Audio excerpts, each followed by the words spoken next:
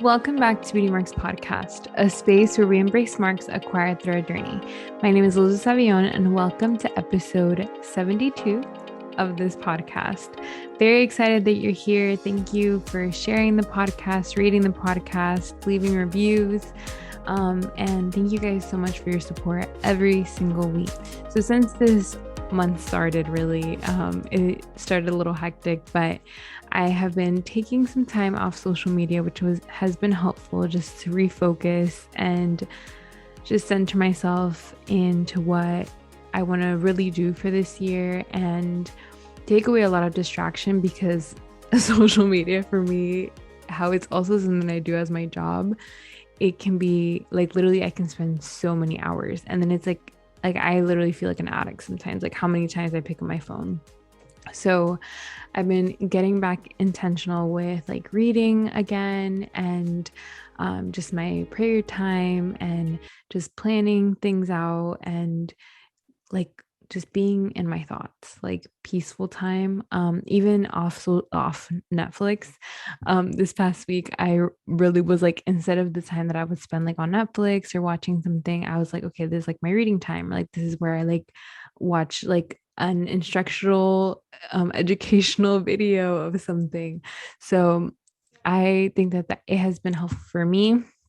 I will be still promoting like for the podcast, but it'll probably be, I don't know, like I don't know if I'm going to go back this week or just take it as it goes, because I just really feel like it is just so overwhelming when I get back on it. It's just like so many videos and just so much of my time. So I'm just trying to balance that out and figure that out. I'm very excited for today's conversation with Jenny Boss. She's a pastor at Journey Church and is super passionate about mental health and about Jesus. So this is a great conversation. I hope you tune in, and I know it will encourage you. I'm very excited for this week's interview or discussion with Jenny Boss, a pastor at Journey Church, and I'm so blessed to have her today. She is literally a boss. And we were just talking about her power move that she made with getting a tattoo about that. And I'm so excited to have you. Thank you so much for joining me today. Yeah, thank you for having me. I'm so excited. For those that don't know you, can you share a little bit about what you're passionate about? Sure. So I'm super passionate about, well, two things really, mental health and Jesus. But specifically, I would say I'm really passionate about people having an authentic relationship with Jesus. Mm-hmm. I feel like there's this, stigma that Jesus is, or that God is like this man, like with a white beard on a cloud, that's unobtainable. And I just love the idea of like having that authentic relationship with Jesus and understanding who he is. And then also with that, just like mental health and like living a true life of freedom and just the beautiful realness of those two things together and being able to experience peace when you put those two things together. So yeah, mental health and Jesus. Yeah, that's so good. I know that you also have four beautiful girls, correct? Yes. And so what are their ages? All right. So we've got 10, 8, 6, and 3 years old. And my 3-year-old is about to turn 4 on Valentine's Day. So Those are your little princesses. Your yeah, my world. life's crazy, but it is amazing. And what got you into mental health? Like, let's go into that part, because you're also a mental health counselor, correct?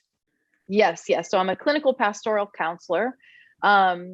I honestly was into mental health when I was like young. Like I would go to the bookstore when I was like 12 or 13 years old and like just like a tiny little nerd and sit in the one of the little chairs and read self-help books at like 13, like but I was always just really obsessed with like becoming a better person, and just working on myself and things like that. And so I kind of really at a young age started getting into it. And I also had a lot of trauma and struggle with depression, suicide, and stuff like that when I was younger. My dad was killed when I was 14 years old, and my life like really took some crazy turns. And during that time, I just kind of really pressed into mental health. I didn't really realize I was doing it. But but like reading about it and like learning like how I could change my thinking and change my mindset, and how it really served me super well to be able to get through a lot of the stuff that I've been through. But that's really kind of how I got into it. And then like fast forward to when I really started to like get into it, as in like start taking courses and get certified and things like that, was when I started to realize just how poor my own mental health was. It was like I was simultaneously starting counseling for myself while also like, oh yeah, I've got to let other people know how to do this too. Let's go back to something that you shared about with your dad. So how were you able to navigate that when you were 14? Like becoming also self-aware that you needed to work on those things while going through grief. Yeah, I would say that like I wasn't able to get Mm-hmm. through that well. Mm-hmm. I was learning about myself and like researching and reading the self-help books, but like at the same time, I was in a really bad place. I didn't really know Jesus back then. I didn't Mm-hmm. come to a relationship with Jesus till I was like 25 years old. So Mm-hmm. back then it was just purely on my own. I turned to like drugs and alcohol and sex and like Mm-hmm. all of the opposite of Jesus things. Mm-hmm. And really just, I made it way harder for myself than it needed to be. Mm-hmm. And I think it was really going through that kind of stuff that, opened it all up for me. Mm-hmm. So when you went through, you're saying that like 2 years ago, correct? That you started Yeah. really going into it and you just finished like this past year, correct? Yeah. How are you able to do Yes. that first with like 4 girls? That's always the big I question. know. Like you are literally a boss. Yeah, it's crazy. And I don't even know why I do this to myself. I'm finishing up my license right now too. So Mhm. I won't just be certified. I'll also have my license. And then I'm starting my master's in February. Wow. So yeah, I think the way I'm able to do all of that, well, first of all, I'm an extremely high capacity person. Like I have a ton of energy, and like I Mhm. am a type of person that needs to go, go, go. Mhm. But like my structure and my boundaries, like Mhm. wherever I'm at, I need to be all there. So like Mhm. I'm working these are my times that I'm working. I need to be working. These are my times when I'm with my girls. I'm with my girls. This is Mhm. my day that I'm off and it's my Sabbath. Like, do not call me because I am chilling, like, Yeah. so I can do it because I have that structure Mhm. in place. And that's, if I did not, then I would not be able to do it. So Yeah. No, I have shared on this podcast before that I used to be a very yes person, like very like codependent, people pleasing, and that ended up making me suffer because of my lack of boundaries and able to be more present in the areas that you want, in the areas that you want to flourish versus like trying to be everywhere, which is not possible at all. yeah, I love to say no. I'm so good at it now.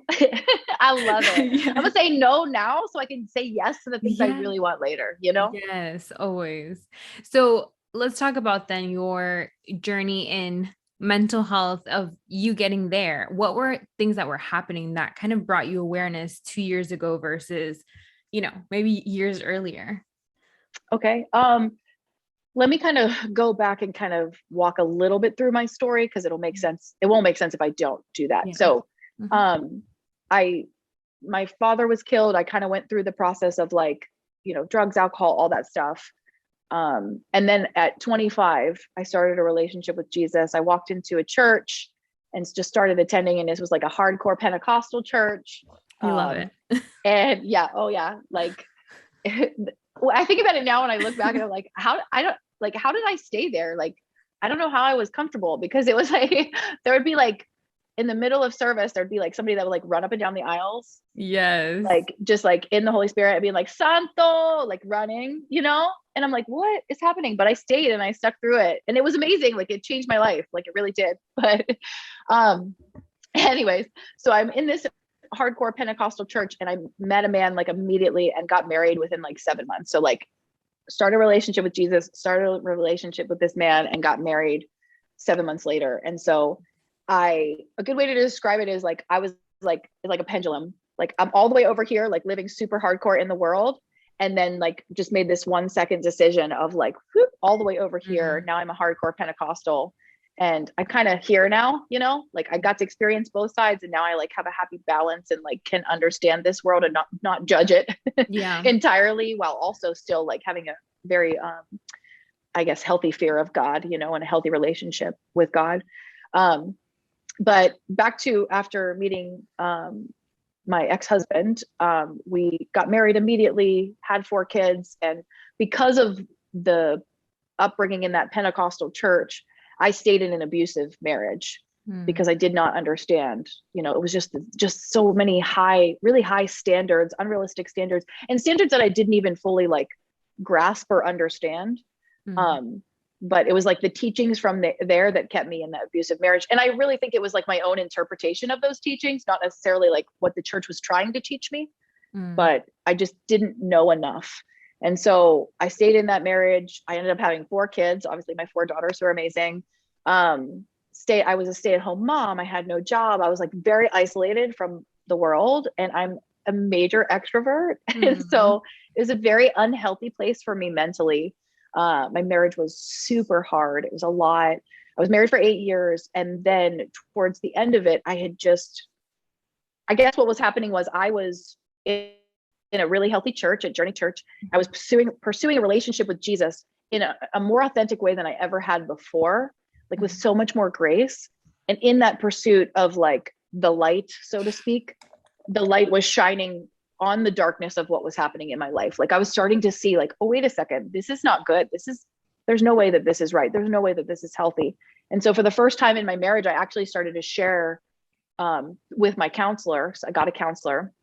I started to share with her like what was happening in my life.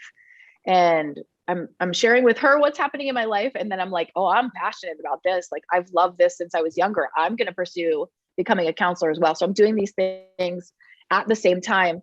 And I really started to understand that like just how unhealthy my marriage was. And so, now I'm divorced, and like my caveat that I think is really important for people to hear is I would have done anything short of sin to save my marriage. Like I would have done anything to save it.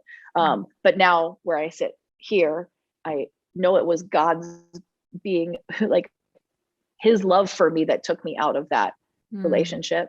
And so what eventually ended up happening was I set a boundary because I no longer was going to tolerate, like I was no longer going to tolerate drugs. I was no longer going to tolerate violence.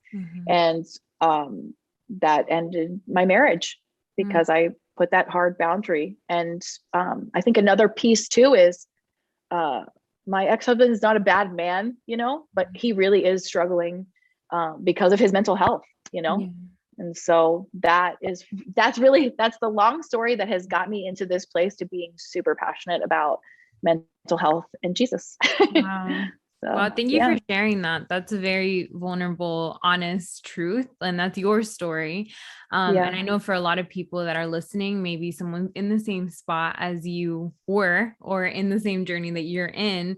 And I feel like you're so much more empowered today than 2 years ago, or when you were, which I'm sure is still hard, which we'll talk more about that. But how are you able to experience, because I feel like what you said, it was like so interesting. It's like when you were getting closer to in a deeper relationship with Jesus, like it was like shining a light into other areas. And that's usually how it works. Like it's literally in our transformation of our relationship with God that he allows us, like things are like taken out of the dark and out of the hidden and out of the areas that we don't want to work through. Like were other people around you telling you knew about things that were happening, or it was something that you had kept for such a long time in your relationship? That's a great question.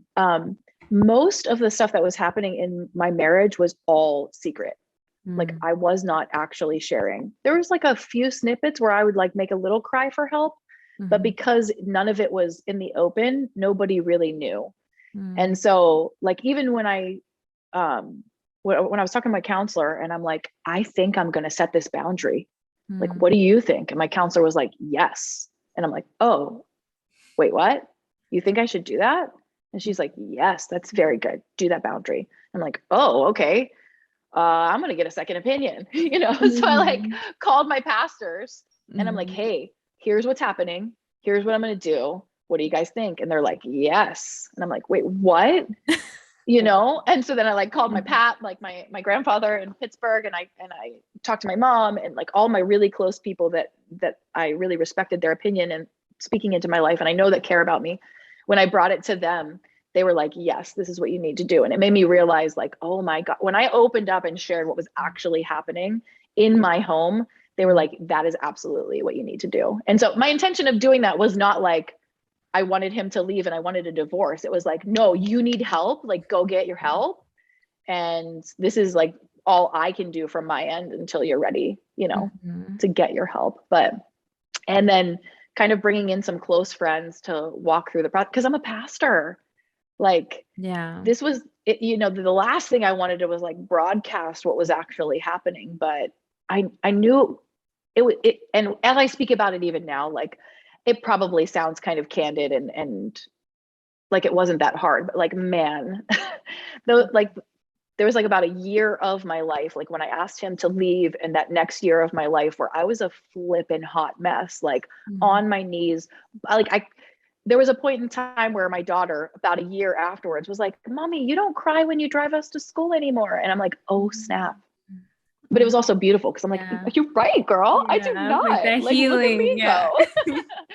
But like, it was very hard. It was a very hard season, but there's been so much beauty that has come out of it. Like for myself personally and with myself personally, but also with my relationship with God and like who he is and how he feels about me. Like God was in a box for me. And because of this, what I've been through, it was like that box was ripped open and all of the gray areas came out and like everything was uncomfortable and felt weird, but it's like, that's who God is. And that's why even in the beginning, I said an authentic relationship with Jesus, like this is what it looks like. This is what it feels like. And I would go through, I hate to even say this, I would go through that divorce 20 times again if I get to feel Jesus like this, Wow. Wow. That's just the beautiful part of like when we go through hard times in our life, that I feel like we've encountered God in such a different way. And we are never the same after that. And we see the light and we see like, we're like, wow, like this has been here the whole time, but I'm just seeing it, through my pain that ends up being that God ends up using it. And then you even being able to help other people, like that's so inspiring to me. And that's what really like is so beautiful to see, that people use their pain as part of like their purpose to help other people. Something that you said earlier too, I didn't know that you like, it's now seeing like where you're at. I never like, now I can't imagine you not doing what you're doing too. Like, I'm like, wait, you haven't been working, like you haven't been doing this. Like it's, so how did you like, let's talk about maybe someone that is going through then maybe like an unhealthy relationship. What were some signs that you are able to share that maybe someone that is in that kind of started clicking for you when you were in the relationship? I would say the biggest thing to pay attention to would be your gut, Holy Spirit. Like there's things that will be off and they will feel off and you'll know that they're off. Like you gotta either find a counselor or a close friend that you can share with and like get some other opinions if they're off. And that's challenging because sometimes it's not, because we all like perceive our own situation and stuff like that. And so it's important to pull in other people. I'm actually going to jump back for a second before I even say pull in other people. Pull in the person that you're with. Have a real conversation with them and be open and absolutely honest. And if you can't get anywhere there, that's when you need to see. That's when you need to pull somebody in. And I think that in having those real raw conversation with the person you're in a relationship is so important because it's honoring, like you want to talk with that person and find out like, can you get resolved with whatever's happening? And if you leave that conversation still feeling in your gut that like, this is something is off, then I would get a counselor, talk through some crap with some people that are around you so you can get help. And then also like, how do you feel? And so I want to be careful to say anything in relationships because every single relationship is in and of itself, that one relationship. And there's so many dynamics, but how does it make you feel? Like, how do you come out of the relationship? I recently looked up the definition of love that I absolutely love, which is the best in me serving the best in you. That's what a relationship should be. The best in me serving the best in you. So like, is that the best? Is that the best they got? If you're not married, this is more like for the dating. If that's the best they got, like, is that good enough for you?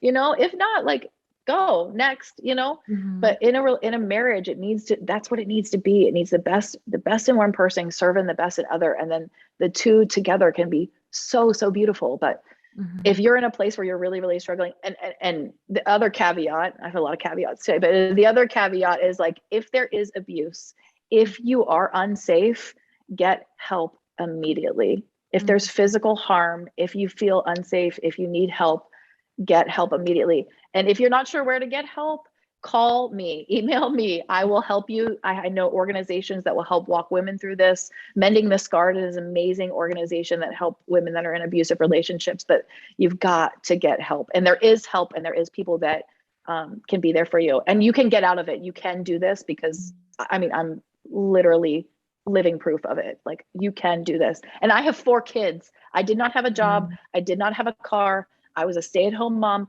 My kids were homeschooled. So the idea of asking my ex to leave was crazy at the time, but I was able to do so. And if somebody is struggling like that, you can too. I promise. Yeah. What were the things that you did towards that? Because that's so true. It's like that you had so many things that maybe were not lined up for you to, with your own income, with your own. So what were the first things that you were able to kind of like empower yourself to make that decision and start, moving forward? I would say that I probably made the decision before fully grasping just how many things I was going to do or going to need to do. I asked my ex-husband to leave, and then immediately, in like the next day, enrolled my kids in the elementary school down the street. Mm-hmm. And when I asked him to leave, I did not have a car. Mm-hmm. So like, my mom came and picked me up, and we went to the car dealership. I mean, it was just like, let's go. Like, this is what we're doing, Mm-hmm. And at the time I was like 1 month in. The day that he left I was 1 month in. I had just been asked to become on staff at Journey Church. Wow. And so I was asked to be on staff, which is really cool that I was asked to be on staff before all of this went down. Mm-hmm. So it wasn't like, hey, be on, like, we're going to provide for you because this is what you're going through. It was like, no, we already see like your talent, your calling, and your skill set. Mm-hmm. Like, we want you to be a part of this. And so, man, God like lined things up so amazingly perfect for me throughout that season. Like, he showed up in insane ways. So Wow, that's amazing. And it's true that if you can do it, that is for someone that's listening that maybe feels in that position, like there is a way. I wanted to talk about something that we talked previously, is how our childhood affects our current, relationships. Like, those issues will come up, which I talk a lot about on this podcast because I've been through the journey of my own mental health and healing. And so how did that show up maybe for you? Like, things that you didn't deal with as a teen, as a young adult, and then coming out now, in these past few years, like how did that look like? great question. I would say when I lost my dad and some of the stuff that I went through in my childhood, it really silenced my voice of like standing up for myself. And I became a very yes person. I would just really be very self-sacrificing for the happiness of other people. And it feels good to be that way. It's also very codependent, but it feels good in the moment. You think you're helping people when you're doing it. And that just completely translated into my marriage. I was constantly shrinking myself to try to make him, be elevated and look to be the greatest person ever. And I'm just not taking care of myself. I mean, even if anybody knew me through my marriage, it was like, I didn't paint my nails. I barely wore any makeup. I didn't take care of myself because I didn't have time to. I was trying to keep my life. I was trying to survive, and so I just did not do any of those things, and I think that was a lot of what happened in my childhood. Was I was just like, this world is just happening to me. And if I'm just really nice to people and help them with their lives, then I'll feel better about myself, because I feel so terrible about myself. But if I make them feel better, that makes me feel better. And, so codependent. and got me. It was a great survival mechanism, but then when I got to a point where, I started to find my voice, and now I'm over here like, okay, like, look at what I can do. Like, and I'm still helping people, probably more now than I ever was before, because that wasn't actually helping, Yeah. And so there's so much beauty in like being able to like get onto the other side of it, the other side of that trauma. And not that there's not going to be crazy things that happen in my life here on out. But it's just being able to experience life from a healthy place is so much more beautiful. Yeah. This might be a little touchy, but it's real and honest. And you shared about this a little bit earlier of being a pastor and going through divorce, and the idea of what will people say, how will, who will I hurt? Who have I, like so many things that you start thinking about in those moments. I can just imagine like all the different sides, and also how you just shared that your codependency and people pleaser, like that's a lot. So how were you able to navigate that time? I think this is a beautiful picture of like a description of what I meant when I said that, like, taking God out of that box that I had him in.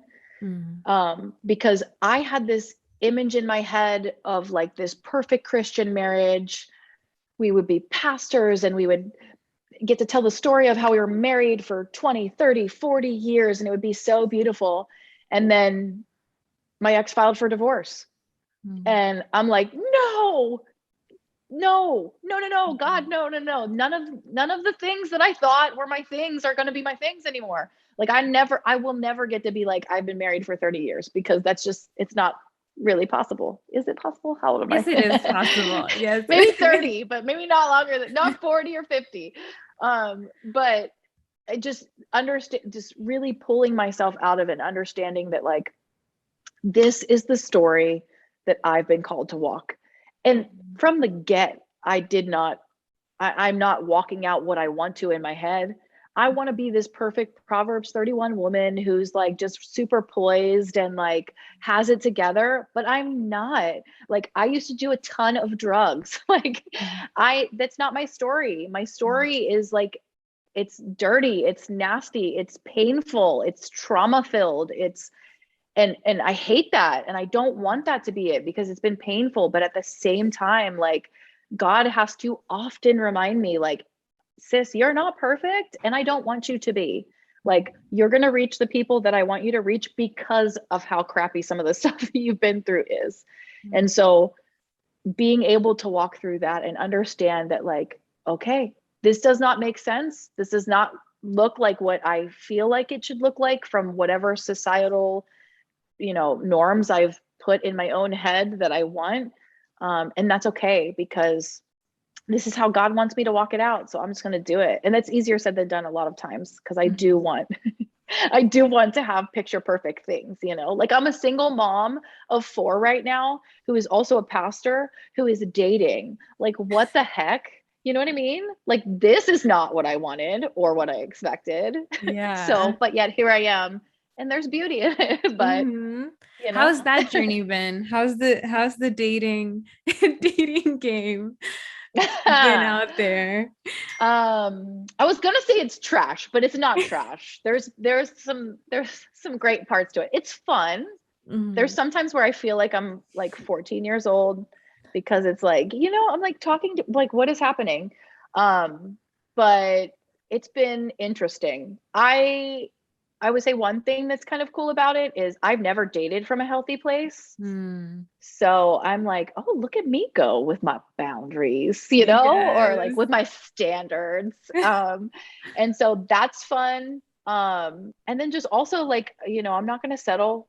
Like, I'll sit in this loneliness for as long as I have to, because I'm not going to settle again. I've already been through hell, not doing it again. And so now I just feel like I have a lot more, power control of where I want my life to go, with a beautiful submission to like what God has for me, and I feel like I can recognize, and that's where the power comes in. I can recognize when it's not something that God has for me, so I can say no, Yeah. And did you kind of create that self-awareness and those boundaries with your counselor? Was it something that you had to like learn of what a healthy relationship actually looks like? Or were there models around you that you're like, okay, like there's, you know what I mean? Like some Yeah. examples of what a healthy relationship, which I know for me as well, like I haven't been in a healthy relationship before. So like through counseling and like through being around healthy couples, like that gives me like a more, which I know every relationship is different, but it does give Right. you a preface, like an example of like, okay, like I like that. Like that's actually really nice that they feel like they can communicate and they're not arguing like intensely, or Yeah. or they can say who they like, they're so honest and open about who they are. Like they're, they have no shame in who they are, so like things like that. Yeah. I think, so for me, when my ex and I separated, I did like the divorce process took a really long time. It took 2 years. Mm. And I really felt convicted that I was not supposed to date until the divorce was final. And Yeah. so in those 2 years, I actually, and this is kind of how I work, like I just, Mhm. if I'm going to do something, I like really try to do it with excellence. So I like read a ton of books, like Single, Dating, Engaged, Married, I think is what it's Yes, called. that's such a good I book. read that. It's so good. Like if you're dating, you need to read that book. Reading books, listening to podcasts, and like really trying to prep myself for what I wanted. I made like my list of like my values, Mm. like a checklist of like all of the things that whoever the guy is has to embody. Mm. And so like, so once my divorce was finalized, it was kind of like, okay, Mhm. now we're ready. And so I think one of the cool things even about dating is as the more I date, the more dates I go on, the more people I talk to, I'm also learning even more about myself. Like, Mm. oh, I love this piece of that relationship. Okay, that was really great. Like, I really like that piece, but like this piece, no, no, no, I do not want that. So I'll look for this piece in the next person, but I'm going to make sure I catch the red flag for that piece. And Yeah. so I think just, and then also, like you said, talking with my counselor, like, I don't know if she's entertained or not hearing my dating stories. I'm sure she's entertained because there's Mhm. some good ones. And then also just, I have some amazing people that are in my life that have amazing relationships and work hard for their marriages. And so, Mhm. and they allow me not to be like a part of it, but Mhm. like they let me in to understand that like I know that they're working hard for it. It's not like it's just this perfect marriage on the outside. Like it takes hard work. And so being able to see two people work together, I'm like, I want that one day, and I'll wait for that. So Mhm. Do you feel like your perception or your idea of marriage going into it versus now is very different? Like the reality versus like the idea of what marriage is, especially as a Christian? yeah, like when I first got married, it was like all la la land. It was like all made up in my head. And now like I have so much of a different um outlook on it. Like Mhm. I know now it is hard work. Like it is Mhm. very hard work. And so, but I'm excited. I'm excited to one day do that with somebody again. But like Mhm. I also want them to be putting in as much work as I'm putting in. Yeah. But Yes, they're yes, gonna get the it's all different now. Like the whole perspective of marriage is so much different. So yeah. The person is gonna get the best version, the one that has standards and is healthy. And I feel like that's beautiful because you have found your voice. And like what you're saying is so true. It's like if you didn't have that growing up, then like you having your voice now, it's like, wait, like I can like I'm unstoppable. Like I yeah, can yeah. Like do not to this. be a brat, but I'm like, Yeah. I'm a freaking catch. Okay. Yeah. Like Sorry, you I'm a have brat. no idea. Like, yes, that is so true. And so Right. how has the healing journey been for you? So now, we talked a little bit about, your reality, your divorce, which was very painful. And now walking into the other side, which I know you're still in the journey. So how has that been for you? How's the healing journey been? Oh, it's been amazing. It's been so amazing. It's challenging, and there's moments where I really struggle with trying to figure out what I want, where I'm at, what I'm doing. And I make mistakes, and then I like beat myself up for my mistakes. But in the process of it, I look back now at like when I first started counseling and where I'm at now, Mm. and the amount of like beating myself up is it's different. It's Mm. so like, I don't sit in my own shame for like weeks on end anymore. You Mm-hmm. know, it's like, okay, I recognize this. I don't like how that makes me feel. And I don't like this. So I'm going to not do that, or I'm going to choose to feel this way. The best way to describe it would be like, I actually have self-compassion. And so I love that. Like, that part of the healing journey, I think, is my favorite, is like to be able to give myself compassion and grace like God extends to me, like truly how God extends to me. And it allows me to live like not just from a healthier place, but a happier place, you know? So Yeah. And how has it been with your girls? Like, how is that with them? And, like all of you guys, how do you manage the single mom part for yeah, maybe someone that's listening? Mm-hmm. yeah, so I have full custody of my girls. Okay. And so it was actually ordered by court. My ex has no contact or anything with them. And so it's super challenging, but there's also good aspects to it, which means like I am the one that's 100% speaking into their lives right now. And it's cool because I know that like this self-compassion that I have, this self-awareness that I have, and this, even the training that I'm doing to become a counselor, I'm getting to create an environment for these 4 little women to have healthy childhoods and become healthy adults, to understand their feelings, to work through their crap, because stuff's going to happen to them too. But to just set them up for success. And so I'm really excited about that. But it is tough sometimes, like, to navigate, their dad's gone and they don't know fully, everything that's happened.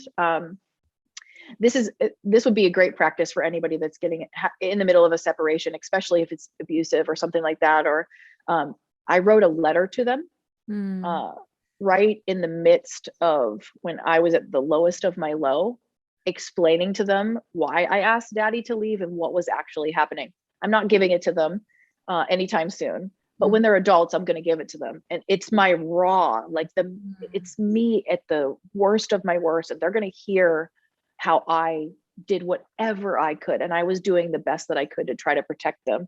And so hopefully that way, that one day that's going to lead to some major healing for them, to understand like why mommy told daddy to leave when they didn't fully know what was going on. And then just like reminding them that like, we are so like how much God has done, and trying to talk them through, like, they ask me questions like, does daddy still love me? And it's like right in the heart, but it's challenging to walk them through that process, but being able to tell them like in a healthy way, like, yes, he still loves you, but this is not what love looks like, And so they understand that like, okay, like he may love me, but he's not showing what love is supposed to look like. So that when they get older and they start relationships, they're going to understand that like, that's not what love looks like.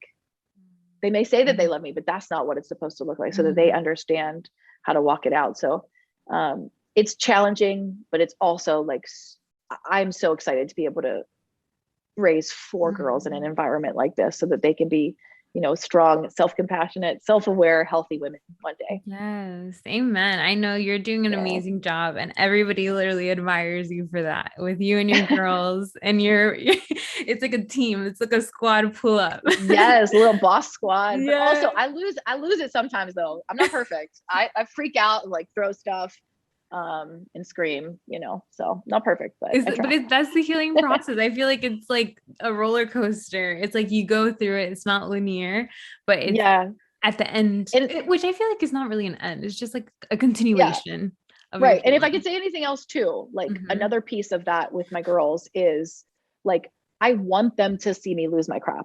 I want them to see mommy like have a bad day and like scream. Because then what I do afterwards is what's the most important, which I say, hey, I'm so sorry that I lost my temper. I should not have screamed at you like that. That wasn't nice. That wasn't fair. Here's what's going on with me. Why don't we pray together? Or why don't we talk about it? Or let's work through this. And then my daughter will say back to me like, like, wow, mommy, that happens to me too. Sometimes I get upset, and just to have like a real conversation, like we're human, like, let me let them be human. Let me let them like, they're frustrated, or I'll be like, mommy has big emotions right now and I need a second, just they see me working through my crap, so they'll be able to work through their crap. So yeah, kids that are very like emotionally like aware, like in tune with their emotions, I feel like I believe that they'll be able to speak for what's going on in their emotions, to be able to set boundaries, like, because you're so much more aware. Like you, like being raised in church also, like when you only see like your parents they're so good, like everything's good, like everybody's good, like everybody, like, then like whenever something does happen, then it's like a blind is pulled, like, oh, so we're not okay. So I feel like it's really healthy, like exactly what you just said, is like to be able to show those real emotions and Yeah. human emotion. I mean, even Jesus, like if this past year I understood so much about Jesus and emotions, and I'm like, the people that say that Jesus did not have emotions, they have not read the Bible, because